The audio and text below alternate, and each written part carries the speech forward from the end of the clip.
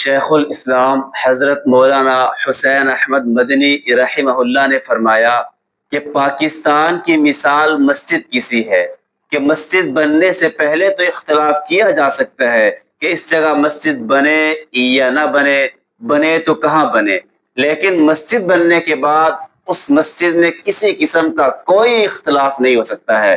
پاکستان بننے سے پہلے کئی شخصیات نے اختلاف کیا کہ تقسیم ہند نہیں ہونا چاہیے، لیکن جب پاکستان بن گیا تو یہ پاکستان ایک مسجد کی طرح ہے۔ جس طرح مسجد بننے کے بعد اس کا احترام ہر مسلمان پر فرض اور لازم ہے، تو اب پاکستان بن چکا، اس کی حفاظت، اس کی نظریاتی جغرافیائی سرحدوں کی حفاظت ہر مسلمان پر اب لازم ہے۔ اور الحمدللہ شروع سے اب تک 78 سال بیت چکے، علماء کرام اس کا اب تک دفاع کرتے آ رہے ہیں اور انشاءاللہ کرتے رہیں گے۔ اور ہر مسلمان سے بھی یہی گزارش ہے کہ خون کے آخری قطرے تک اپنے ملک پاکستان کی حفاظت کرتے رہنا۔